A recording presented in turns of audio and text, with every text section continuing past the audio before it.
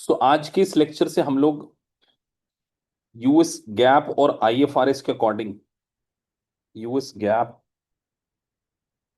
और आईएफआरएस के अकॉर्डिंग जो है कुछ इंपॉर्टेंट जनरल एंट्री वाले कॉन्सेप्ट सीखेंगे। मतलब आप इस जनरल एंट्रीज को बहुत ध्यान से समझेंगे। Getting my point. मैं काफी कोशिश करूंगा कि आपको सारी जनरल एंट्रीज समझ में आ जाएं, जिसमें आपके बहुत सारे अकाउंटिंग स्टैंडर्ड में ये कंसेप्ट कवर होते हैं। तो सबसे पहले आज हम डिस्कस करने वाले हैं दो जनरल एंट्री जो कि है पेरोल टैक्स और विथ हेल्ड टैक्स की journal entry. With held tax journal entry. कितने लोग पहले से कॉन्फिडेंट हैं कि सर ये जनरल एंट्री हमें आती है? क्लास में से कुछ बच्चे कि सर हम तो पहले से ही इस चीजों को अच्छे से समझते हैं। हो सकते हैं कुछ क्लास में बच्चे ऐसे हों जो थोड़े कॉन्फिडेंट हों। चलिए हम आपको एग्जाम्पल के थ्रू समझाते हैं पेरोल टैक्स की एंट्री। आप एक कंपनी में जॉब करते हैं और वहां से आपको सैलरी मिलती है। लेट से 1 लाख की सैलरी मिलती है, लेकिन 1 लाख की जो सैलरी मिलती है उसमें से आपका कुछ टीडीएस कट जाता है, जिसको इंटरनेशनली क्या बोला जाता है? With held tax. क्या बोला जाता है? With held tax. और कुछ आपका इंटरनेशनली आप यूएस गैप में सीखेंगे तो पेरोल टैक्स भी कट जाता है, जिसको बोला जाता है फाइका टैक्स। क्या बोला जाता है? अभी आप सिर्फ इतना समझ लीजिए कि पेरोल टैक्स जब आप किसी को सैलरी पे करते हैं तो वो आपका इंप्लॉयर जो है वो आपकी सैलरी में से पेरोल टैक्स को डिडक्ट कर लेता है। तो यहां पर मैंने परसेंटेज डिफाइन कर दिए हैं कि लेट से आपकी पे चेक में से 2% का टीडीएस कटता है, यानी विथहेल्ड कटता है, और फाइका टैक्स कट जाता है 10%।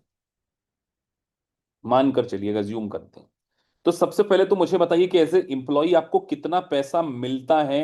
अब आप चैट में आंसर दे सकते हैं कि आपको कैश में कितना पैसा मिलेगा। सबसे पहला क्वेश्चन तो यही है आपका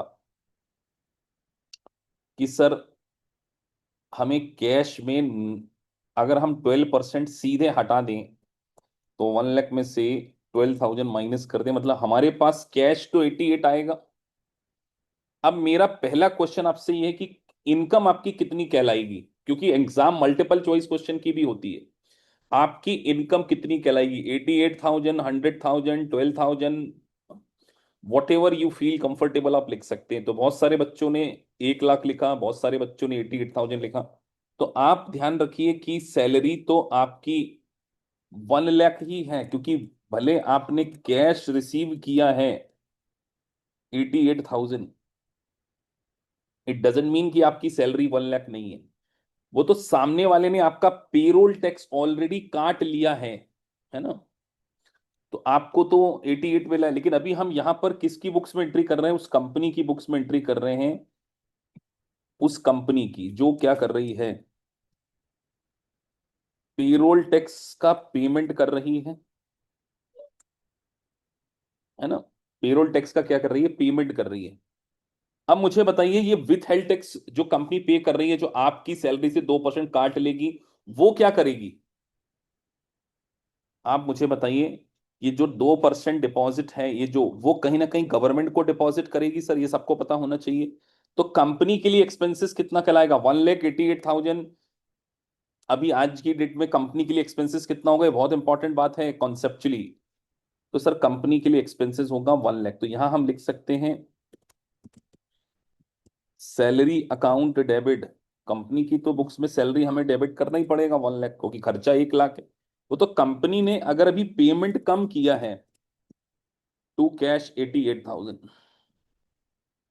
लेकिन उसको फ्यूचर में पेरोल टैक्स पेबल तो डिपॉजिट करना पड़ेगा ना। Payroll tax liability employee share, यहां पर हम क्या वर्ड लिख रहे हैं? Employee share. ठीक है। तो पेरोल टैक्स की लाइबिलिटी हमारी 10,000 थी, हमने 10,000 लिख दिया। और टू टैक्स पेबल, हम इसको फेडरल टैक्स लिख सकते हैं। ठीक है, फेडरल टैक्स या विथ हेल्ड टैक्स ही लिख दो आप, जो भी नाम आपकी मर्जी, विथ हेल्ड टैक्स भी। क्या आपको ये जनरल एंट्री समझ में आ गई अच्छे से? इज इट क्लियर कि सर हमारी बुक्स में तो हमारा एक्सपेंसेस आज भी P&L में 1 लाख से ही डेबिट होगा। पेरोल टैक्स हमारी एक लाइबिलिटी क्रिएट हुई है जो कि हमें गवर्नमेंट को डिपॉजिट करना है, और विथ हेल्ड टैक्स हमारा। अब कई बार क्या होता है कि हर कंट्री के रूल्स अलग अलग होते हैं। जितना इंप्लॉय ने कंट्रीब्यूट किया उतना 10% इंप्लॉयर को भी कंट्रीब्यूट करना होता है। इंप्लॉयर को भी कंट्रीब्यूशन करना पड़ेगा कि उसने 1 लाख की सैलरी अगर पे करी है, उसने इंप्लॉय से 10,000 काट लिया, तो उतना ही वो भी डिपॉजिट करे। तो उसकी जनरल एंट्री क्या होगी अगली? तो हम इसको पेरोल टैक्स के नाम से डाल सकते हैं, पेरोल टैक्स एक्सपेंसेस, क्योंकि हमारे लिए एक खर्चा है। 2,000, 10,000। टू, एक और लाइबिलिटी बुक्स में क्रिएट कर लें, payroll tax liability employer sheet. बात समझ में आ गई है आपको? Is it clear to all of you? अब फाइनल पेमेंट की जनरल एंट्री कौन बताएगा? दोनों पेरोल टैक्स जब आप जमा करा देंगे, विथ हेल्ड टैक्स जमा करा देंगे, उसकी जनरल एंट्री अगर आपने लिख दी, तो मैं मानूंगा कि आप थोड़े बहुत अकाउंटेंट तो हैं, आप IFRS, USCMS, CP एग्जाम को पास करने की 50-60% कैपेबिलिटी रखते हैं। हमारी फंडामेंटल क्लासेस इसलिए यूनिक है कि हम आपको बहुत ही बेसिक चीजों को कनेक्ट कनेक्ट करते हैं करिकुलम से। हाँ जी।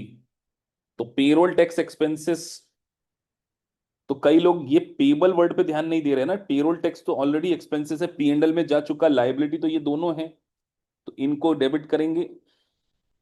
तो payroll tax liability employee share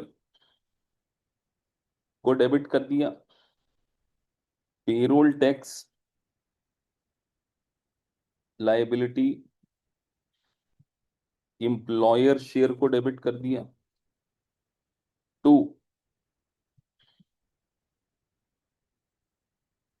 cash, और एक हमें विथ हेल्ड टैक्स भी डिपॉजिट करना पड़ेगा, विथ हेल्ड टैक्स, जो कि 2,000 था, इधर 10,000 था, और इधर भी 10,000। क्या मैं ऐसा समझूं आपको सब कुछ समझ में आ गया? पेरोल टैक्स की लाइबिलिटी क्रिएट करना, विथ हेल्ड टैक्स की लाइबिलिटी को हेल्ड करना, और एक्सपेंडिचर क्रिएट करना। Total expenditure for a particular year कितना, अगर मैं एग्जामिनर आपसे पूछ ले एक्सपेंसेस टोटल, कि आपको एक्सपेंसेस कितना पे करना है, तो आपका क्वेश्चन होना चाहिए कि सर हमने जितना।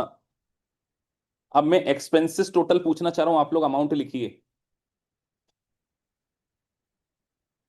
तो सर हमने जो इंप्लॉई का हिस्सा था वो, तो हमने सैलरी टोटल पे कितनी करी है? हम्म, सैलरी एक्सपेंसेस जो है वो 1 लाख है। ठीक है, स्पेलिंग मिस्टेक हो जाती है टाइपिंग में, उसको सही कर लेते हैं।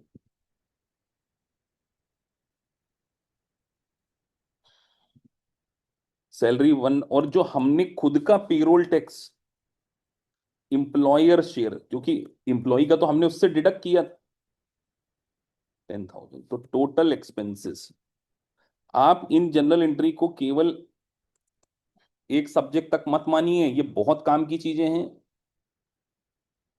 आपका कंसेप्ट क्लियर हो गया कि सर जब हम टैक्सेशन पढ़ेंगे फ्यूचर में, तो आपके दिमाग में ये चीज क्लियर होना चाहिए कि खर्चा तो हमारा, जो हमारा पोर्शन है वो, और जो टोटल सैलरी है, हमने इंप्लॉय को भले 88 पे किया है, लेकिन हमने उस गवर्नमेंट को 10,000 पे किया है, और 2,000 ये, तो हमारे लिए तो सैलरी पूरी 1 लाख। क्या आपको सारी एंट्री समझ में आ गई है? ये आज के बाद पेरोल टैक्स से रिलेटेड किसी प्रकार का कोई कंसेप्चुअल